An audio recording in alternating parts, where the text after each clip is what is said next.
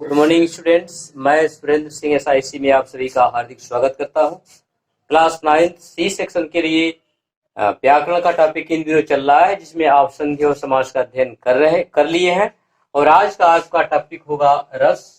तो जिसमें रस का जो प्रकरण है, रस में आप अध्ययन करेंगे आज। रस क्या है, रस किसे कहते हैं। तो मूलतः इसको आज आचार्य भरत मुनि ने अपने नाट्य शास्त्र में लिखा है कि विभाव अनुभाव संचारी भाव संयोगात रस निष्पत्ति। विभाव अनुभाव संचारी भावों के संयोग से रस की निष्पत्ति होती है। अर्थात ये कहा जा सकता है रसस्यते सौ इति रसः, यहाँ लिखा गया है रसस्यते सौ इति रसः, यानी जिसका आस्वादन किया जाए, जिसका आनंद लिया जाए, जिसका चखा जा सके, जिसका आनंद लिया जा सके, वो आनंद ही रस है।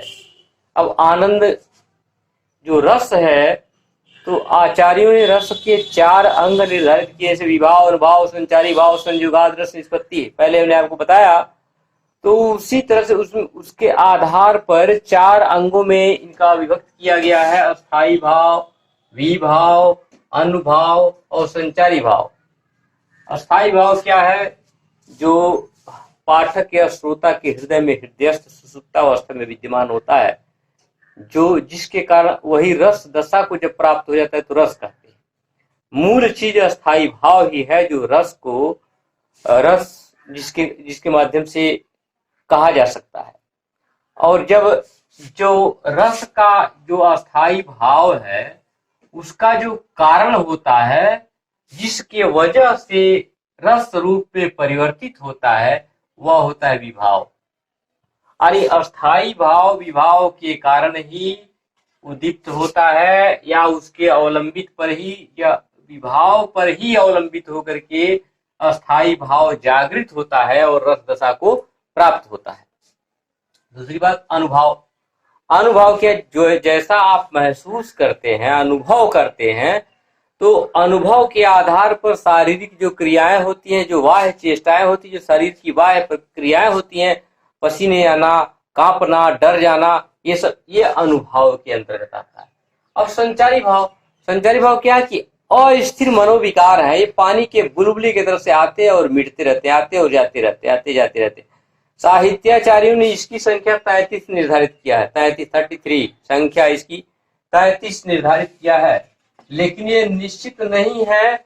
ये आते और जाते रहते हैं, जबकि अस्थाई भाव जो है मन में स्थिर रहते हैं, लेकिन सुषुप्तावस्था में रहते हैं। और जब वो रस दशा को प्राप्त होते हैं, तो वह अपने अनुकूल परिस्थितियां पाते हैं, तो रस दशा को प्राप्त हो जाते हैं, वो रस कहलाते हैं। अब ये जो है, ये अस्थाई भावों की संख्या है 9। प्राचीन आचार्यों के अनुसार 9 मानी गई है। वैसे बाद में 2 और जुड़े हैं, भक्ति रस और वात्सल्य रस। तो 9 और प्लस 2 11 कुल संख्या हो जा रही है, लेकिन मूल रूप से 9 ही आचार्यों ने इसको माना है। वो इस प्रकार से है। रति जो अस्थाई भाव है, उसका रस है श्रृंगार रस, यानी श्रृंगार रस का अस्थाई भाव रति। और हास है, हास का रस है हास्य रस, यानी हास्य रस का अस्थाई भाव हास। करुण रस का अस्थाई भाव शोक। रौद्र रस का अस्थाई भाव क्रोध। वीर रस का अस्थाई भाव उत्साह। भयानक रस का अस्थाई भाव भय। विभत्स रस का अस्थाई भाव जुगुप्सा। और अद्भुत रस का अस्थाई भाव विस्मय। और शांत रस का अस्थाई भाव निर्वेद। इस प्रकार से 9 रसों को 9 रस होते हैं मूल रूप से, और 2 इसके अतिरिक्त बाद में जुड़े गए हैं, तो कुल संख्या 11 है। जबकि 9 मूल रूप से मुख्य रसों में 9 का ही विवरण दिया जाता है। 9 रस, और इसमें इसके आधार पे 9 जो है अस्थाई भाव माने गए हैं। एक 10वां जो जुड़ा है वो है वात्सल्य रस, तो उसमें वत्सल उसका अस्थाई भाव होता है। तो कुल मिलाकर के इसको हम संख्या 10 मान सकते हैं। इनकी संख्या 10 है, क्योंकि वत्सल जो है, वत्सल ये वात्सल्य रस का वात्सल्य, और जब वात्सल्य रस जब है, तो वात्सल्य रस जब संतान के प्रति स्नेह प्रदर्शित करने की बात है, वहां वात्सल्य रस होता है, और वही ईश्वर विषेक प्रेम हो जाता है, भक्ति रूप में जब परिणित होता है, भक्ति रस होता है, लेकिन उसका भी अस्थायी भाव वात्सल्य ही है। अब मूल चीज यह है, रस क्या है, रस के कितने अंग हैं, अंगों के कार्य क्या क्या हैं, अस्थाई भाव कितने हैं, इन सब का अध्ययन आपने कर लिया। अब हमें आपके सिलेबस में मात्र ये श्रृंगार रस और ये वीर रस, इन दो ही रसों का अध्ययन कराना है। तो इन दोनों रसों का विवरण हम अगले वीडियो में करते हैं। तब तक आपको जो बताया गया, इतना ये एक तरह से रस का एक तरह से इंट्रोडक्शन है, और ये इसको जानना आपको नितांत आवश्यक है। यदि ये आप नहीं समझ पाएंगे, ये नहीं जान पाएंगे, तो आगे का रसों का बारे में आप सही ढंग से समझना आपको मुश्किल हो जाएगा। आपको पढ़े हैं रस क्या है, आपने इसके पिछले वीडियो में पढ़ा रस क्या है, रस के प्रकार कितने हैं, रस के अस्थाई भाव कितने हैं, रस कितने प्रकार के होते हैं, उसके अस्थाई भाव क्या क्या हैं। इन सब चीजों का डिटेल्स आपने अध्ययन कर लिया है कि अस्थाई भाव, विभाव, अनुभाव, संचारी भाव, ये सब क्या क्या है, और इनके बारे में आपको बहुत ही अच्छी तरह से इसका अध्ययन आपने एक वीडियो में किया है। इसीलिए हमने उसमें आपको ये बताया कि रस के बारे में फोकस इसलिए किया कि आपको जो 9 रस का अध्ययन करना है, फिलहाल आपको 9 रस नहीं बल्कि आपके पाठ्यक्रमानुसार आपको श्रृंगार रस और वीर रस, 2 ही रसों का वर्णन आपको करना है, आपको पढ़ना है। तो इसमें भी बहुत ही जितना अभी आपको जानना है उतनी जानकारी अभी दी जा रही है। फिलहाल जानकारी अभी जितना बताया गया उतना आप डिटेल्स अध्ययन अवश्य करें। पहले ये वीडियो में जो दिया गया है उसको यदि आप समझेंगे नहीं तो इसको भी समझना मुश्किल हो जाएगा। इसीलिए क्रमशः हम एक एक वीडियो ही ऐसे ही बनाते हैं जिससे कि आप पहला अध्ययन उसको पढ़ करके समझ लें, तभी आप दूसरे को समझ पाएंगे। अब जैसे आपने पढ़ा होगा आलम्बन क्या है, विभाव, अनुभाव, संचारी भाव, ये सब, इन सब के बारे में अभी हम कोई भी रस पढ़ाएंगे आपको तो अभी उसका बताएंगे इसमें आलम्बन क्या है, अनुभाव क्या है, विभाव क्या है, संचारी भाव क्या है। तो आइए अध्ययन करते हैं। आपका जो पहला जो रस का प्रकरण होगा वो है श्रृंगार रस। श्रृंगार रस को आप पढ़ेंगे। श्रृंगार रस क्या है, हमने आपको बताया था कि श्रृंगार रस का अस्थाई भाव होता है रति, इसका अस्थाई भाव है रति। श्रृंगार रस का अस्थाई भाव रति, रति बने होता है प्रेम। नायक और नायिका या प्रेमी और प्रेमिका जहाँ संयोग काल की स्थिति होती है, जब वो आपस में मिलते हैं तो ऐसे क्षणों को, ऐसे दृश्यों को, ऐसे समय को, उस जो आनंद की अनुभूति है, ऐसे काव्य शास्त्र का अध्ययन करने, पढ़ने, देखने, सुनने जैसे भी, तो वहां जिस प्रकार के आनंद की सृष्टि होती है वह संयोग श्रृंगार कहलाता है। अब वियोग श्रृंगार में क्या है, ये दो पक्ष होते हैं, ये श्रृंगार के संयोग श्रृंगार और वियोग श्रृंगार। अब वो तो दोनों का अस्थाई भाव रति ही है, दोनों का प्रेम ही है। अब जहाँ पे संयोग की स्थिति का वर्णन हो वो संयोग श्रृंगार, जहाँ वियोग की स्थिति का वर्णन हो, विचूर्ण की स्थिति का, विरह की स्थिति का वर्णन हो, वहां वियोग श्रृंगार होता है। तो आइए संयोग श्रृंगार का उदाहरण दिया गया है यहाँ की, लता ओटे तब सखिन लखाए, श्यामल गौरे किशोरी सुहाए, देखी रूप लोचने ललचाने, हरि से जनु निजी निधि पहचाने। गोस्वामी तुलसीदास द्वारा रचित यह रामचरितमानस महाकाव्य से लिया गया यह अंश, यह उस प्रकरण का, उस समय का वर्णन है जब गुरु विश्वामित्र के साथ भगवान राम और लक्ष्मण दोनों जनकपुरी में पहुंचते हैं। और जनकपुरी में पहुंचते हैं तो ये जनकपुरी के बाहरी किसी उद्यान में, बागीचे में थोड़ा सा विश्राम करते हैं।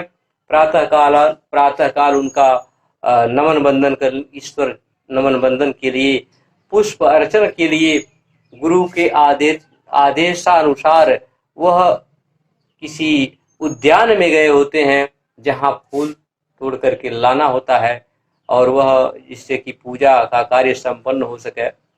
तो वहां उसी उद्यान में सीता जी से मुलाकात होती है, और सीता जी से ही नहीं बल्कि पहले तो इनकी कोई सखियां देखती हैं और यह भगवान राम के और इस श्यामल गौर किशोर को देख करके, सांवले और गोरे ऐसे राम और लक्ष्मण की जोड़ी को देख करके उस सखी बिल्कुल भाव विभोर रहती है, दौड़ी दौड़ी जाती है, सीता माँ से कहती है और उन्हें ला करके दिखाती है। तो वही बात यहाँ का लता ओट, ऐसे नहीं सामने जाकर दिखा दे, नहीं, लता ओट में लता के आड़ से लता ओट तब सखी न लखाए मन दिखाए, लताओं की ओट लताओं के आड़ में हो करके तब सीता जी को वह दिखाती हैं उनकी सखी। तो लता ओट तब सखी लखाए, श्यामल गौर किशोर सुहाए। ये श्यामल, सांवले और गोरे, ये जो किशोरावस्था की दोनों जो युवक हैं, जो नौजवान हैं, ये देखते ही माँ सीता जी को, राम और लक्ष्मण इन लोगों को देखते ही राम के प्रति इनकी अनुरक्ति बढ़ जाती है। इन लोग इनको बहुत अच्छे लगते हैं। देख रूप लोचन ललचाने, राम का स्वरूप देखते ही इनकी लोचन, आंखें ललचा जाती हैं, बिल्कुल आंखें मचल उठती हैं। ये होता है कि इनको देखते ही रहें। देख रूप लोचन ललचाने, हर्षे जन निज निधि पहचाने। इतनी प्रफुल्लता, हर्ष, इतना आनंद छा जाता है हृदय में कि ऐसे मालूम पड़ता है कि ये कोई अपना ही व्यक्ति हो जिसको आज हम पहचान रहे हैं, और एक आत्मीयता अपने आप अनायास बढ़ती चली जा रही है। सीता जी की मन की स्थिति यह है। तो यहाँ पर अब सीता जी के मन में क्या चल रहा है, राम जी के मन में क्या चल रहा है, उधर दोनों का आकर्षण चूंकि एक दूसरी तरफ खिंचाव एक तरह से जादुई शक्ति की तरह से है।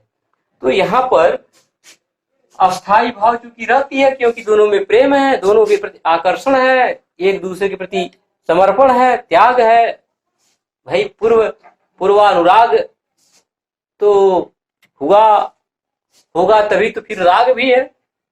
और अब पूर्वानुराग के विषय में अगर हम बात करेंगे तो फिर लक्ष्मी और विष्णु का कहानी हमको आपको लेके चलना पड़ेगा, जिसके लिए समय नहीं।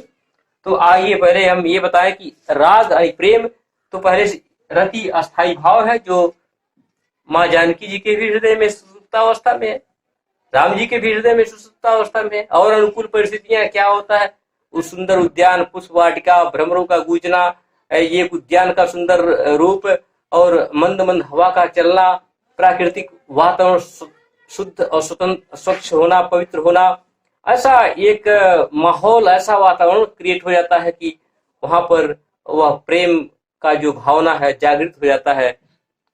और यही तो हमने कहा कि जब सुसुप्ता अवस्था से जागृत अवस्था में आ जाए तो वहीं पर जो है श्रृंगार रस, रति जो है अपनी अवस्था में जागृत अवस्था में आ गया तो श्रृंगार रस हो गया। यहाँ क्या है कि अस्थाई भाव रति है, आश्रय सीता है, क्योंकि सीता राम के यह आश्रय सीता है, क्योंकि इन्हीं के हृदय में तो वह भाव उत्पन्न हुआ है। आलम्बन राम है, क्योंकि राम के सहारे ये सब सारी चीजें हैं। आलम्बन राम है, सीता जी के हृदय में प्रेम क्यों हुआ, उन्होंने राम को देखा तो राम के सहारे इनके हृदय में प्रेम हुआ, तो इसलिए ये जो है आलम्बन राम हुए। और उद्दीपन क्या है, लताएं हैं, पुष्प वाटिकाएं हैं, ये सब क्या है कि उद्दीपन है, यानी प्रेरक है।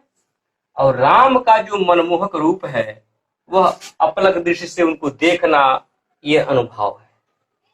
सीता जी को मने भगवान राम के प्रति आकर्षण बढ़ जाना, उनके अपलक दृष्टि से देखना, तख्त की लगाए हुए उन्हें देखना, ये क्या है, ये अनुभव है। और अभिलाषा, हर्ष, ये मन की जो इच्छाएं हैं, जो प्रसन्नता है, जो ये भावना है, ये क्या है, संचारी भाव है, आते जाते रहते हैं सब। तो ये रहा श्रृंगार का संयोग, श्रृंगार का उदाहरण। वैसे तो इसका भी अगर डिटेल्स इसी में बताएं तो ये वीडियो बहुत बड़ा होगा। वैसे आप वियोग श्रृंगार का एक उदाहरण बस सुन लें।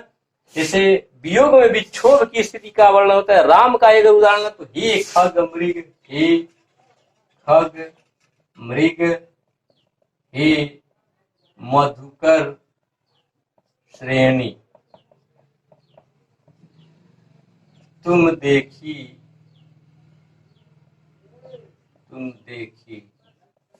सीता मृग नयनी। भगवान राम जी आके पूछते हैं, वियोग की स्थिति का वर्णन है यहाँ संयोग नहीं है। उसी सीता जी की, जिस सीता जी की बात यहाँ की गई है कि जब संयोग की स्थिति का वर्णन हुआ है तो वहां पर आंखें अटक जा रही हैं।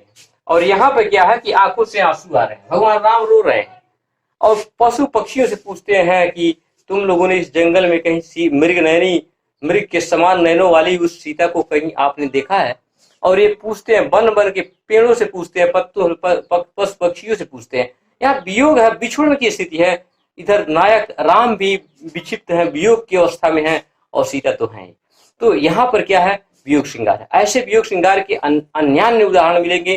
जैसे राधिका का भी ऐसे आपने सुना होगा कि अति मलिन वृषभानु कुमारी हरि श्रम जल भिज्यो उरंचर ती लालच न धुआ।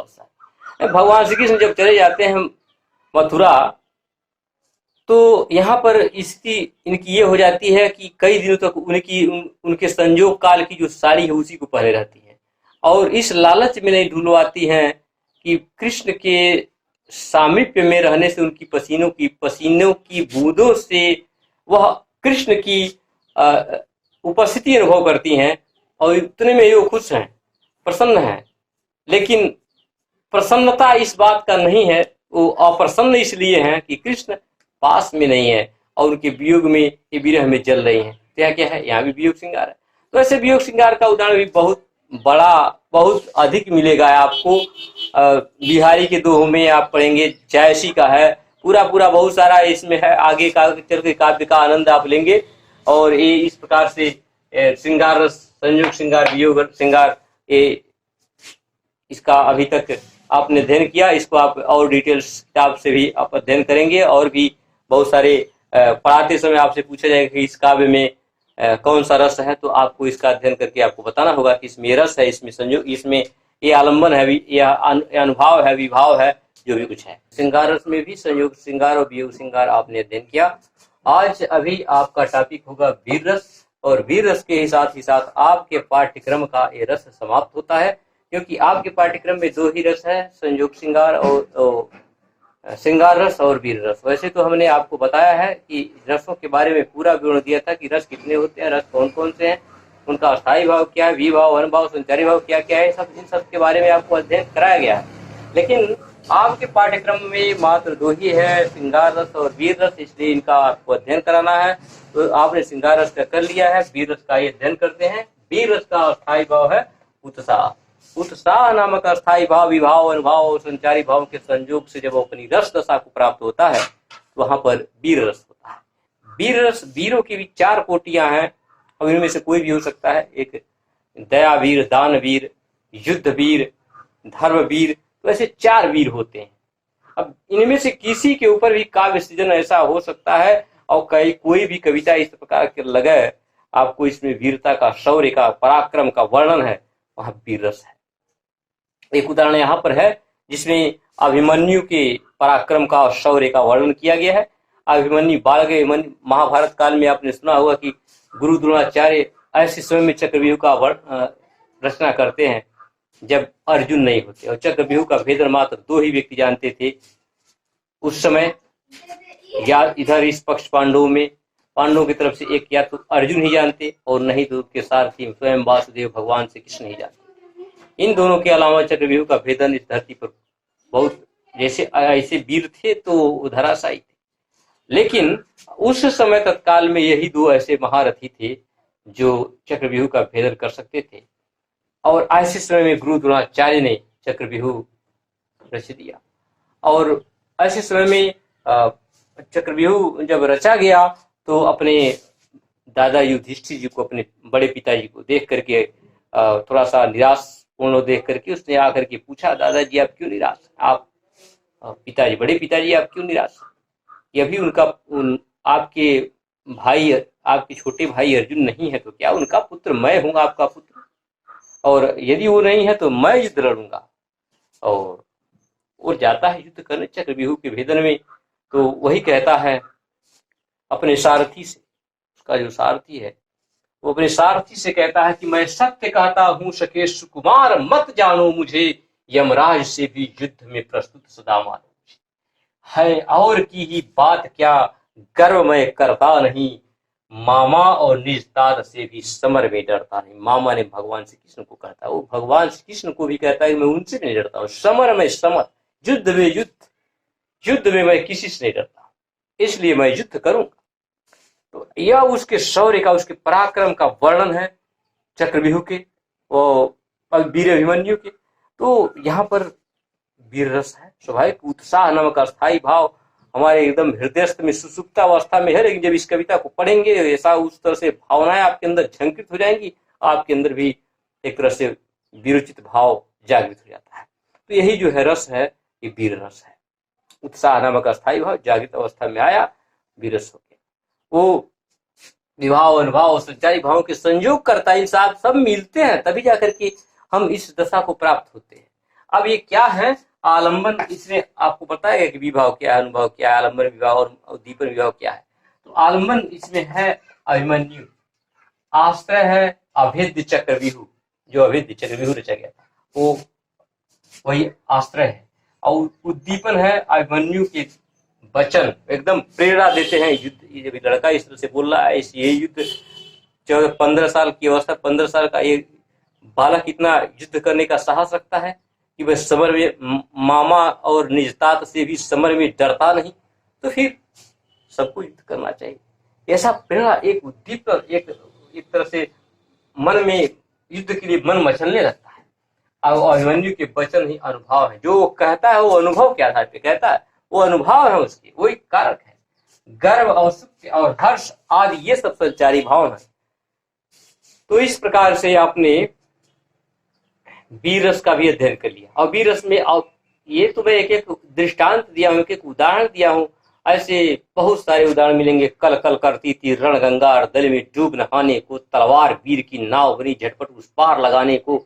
ये सब ऐसे ऐसे काव्य जब आप पढ़ेंगे, बिल्कुल भुजाएं फड़क उठेंगी। ये वीरता का, शौर्य का गान, शौर्य का जो कविताएं, वीरता की कविताएं जो होंगी, तो उत्साह नामक भाव जो है अनुभाव, विभाव, संचारी भावों के संयोग से अपने आप ही मिल करके ये अपनी रस दशा को प्राप्त करेगा, वहां हो जाएगा वीर रस। तो इस प्रकार से आपने अध्ययन किया क्या, श्रृंगार रस का और वीर रस का, दोनों रसों का आपने अध्ययन कर लिया।